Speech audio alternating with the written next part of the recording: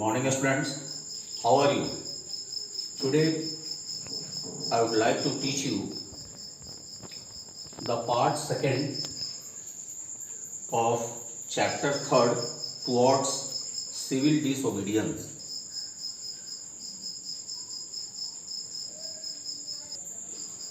In part 1 I have explained before you about many events as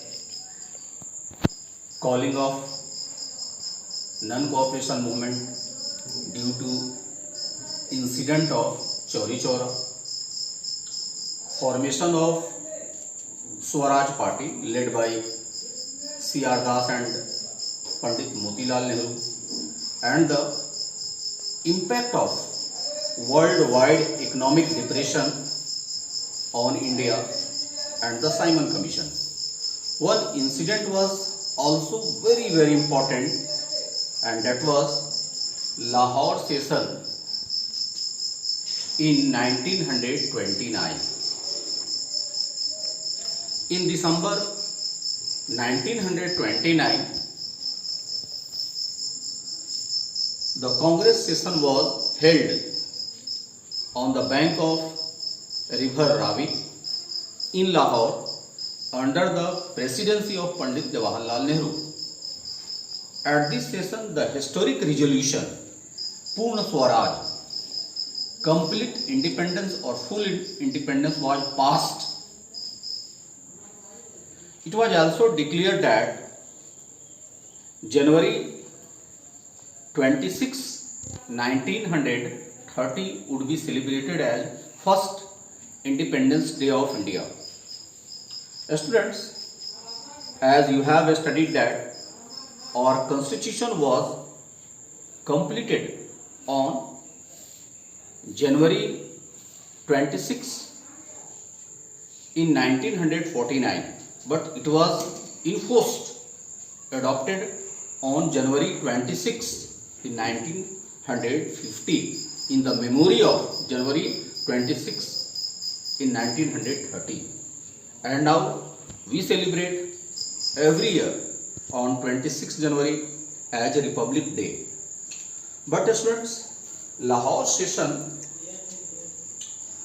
this celebration attracted very little attention.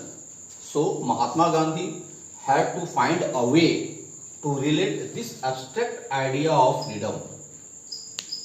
So Mahatma Gandhi had to find a way to relate this abstract idea of freedom to more concrete issue of everyday life. And now Mahatma Gandhi launched another movement, the Salt March and the Civil Disobedience Movement. But in today's class, I only will explain before you that how did Mahatma Gandhi opt salt as weapons to start the movement. Mahatma Gandhi found in salt a powerful symbol that could unite the nation.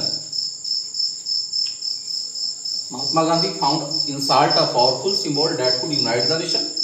On 31st January 1930, he sent a letter to Viceroy Irwin stating 11 demands. The demands were wide-ranging from industrialists to peasants. The most stirring of all was the demand to abolish the salt tax. Salt was something consumed by the rich and the poor alike.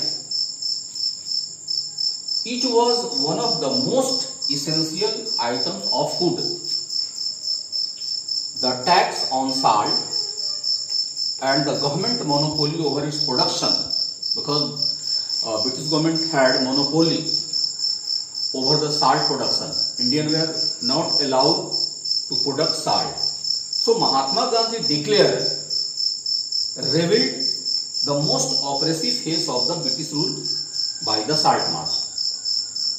Students, today's class is completed. Tomorrow I will teach you the another topics of the chapter towards civil disobedience. Thank you.